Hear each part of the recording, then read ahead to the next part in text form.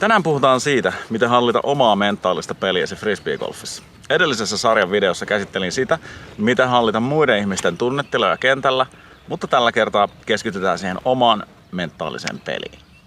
Rutiinit. Yhdistä tarkkaavaisuuden hallinta ennen heittoa tehtävään rutiiniin. Keskity kohteeseesi, kehoosi ja hengitykseesi. Käy sitten läpi tavoitteesi sillä väylällä, lämmittelet vähän sitä kehoa ja sitä heittoliikettä ja käytät hengitystä rauhoittamaan sitä jännitystä ennen jokaista heittoa. Sille on syynsä, miksi ammattilaispelaajat ennen heittoa tekee aina nämä samat liikkeet. Tarkistelee tuulen suuntaa, tähtäilee sitä heittolinjaa. Lisäksi kuitenkin korvien välissä tapahtuu erilaisia asioita, millä oma peli pysyy rauhallisena myös mentaalisesti. Tällainen tietoinen läsnäolo palauttaa huomiosi nykyhetkeen, vaikka edellisellä väylällä olisi tapahtunut mitä. Nollaa myös itsesi arvostelua, mistä puhutaan seuraavaksi. Itsesi arvostelu.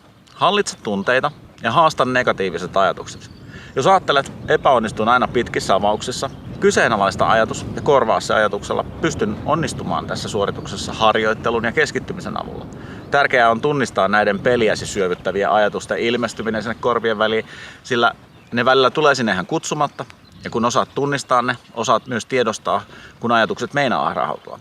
Käytä positiivisia vahvistuslauseita, kuten olen rauhallinen, osaan nämä heitot, kaikki on hyvin tai jotain muuta vastaavaa. Positiivinen ajattelu vahvistaa itseluottamusta ennen suoritusta ja negatiivinen ajattelu heikentää sitä. Ja tämä näkyy suoraan siellä tuloskortissa, joten sillä on väliä.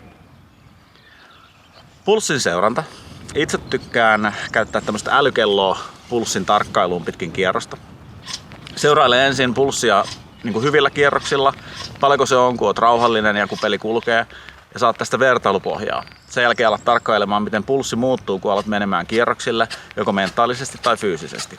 Kun sä tiedät nämä arvot juuri sinulle, pystyt näkemään heti pulssin perusteella, alkaako homma karkaan, ja voit tehdä jotakin harjoituksia tilanteen hallitsemiseksi. Takaisin kontrolliin.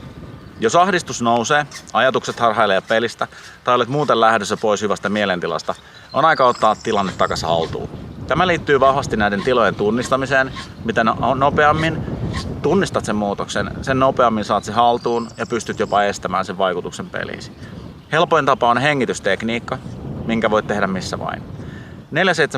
4-7-8 hengitystekniikka vaikuttaa suoraan parasympaattiseen hermostoon ja se toimii tutkitusti mielen ja kehon rauhoittamiseen.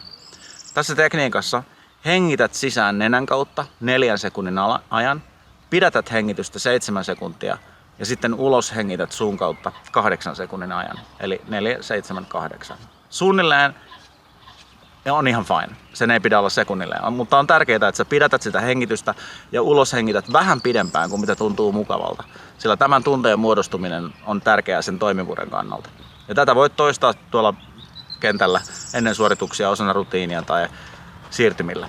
Huomaat, että ajatus alkaa harhautuun, silloin otat tämän käyttöön. Eli 4-7-8 muisti. Tekniikka itsessään on niin helppoa, että kuka tahansa sen kyllä osaa. Jos häiriötekijät, kuten muiden ihmisten puhe, vaikuttaa suhun, odota hetki, että se loppuu, hengitä syvään, keskity uudelleen ja muista ennen heittoa se rutiini. Tsekkaa myös edellinen video aiheesta, missä käydään enemmän läpi tilanteita, mihin itse ei voi vaikuttaa suoraan.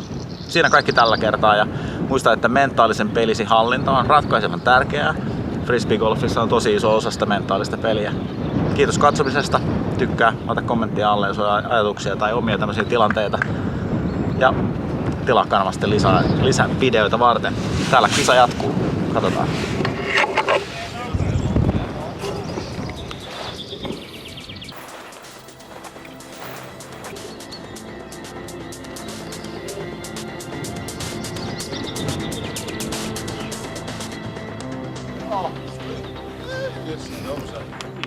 Hei!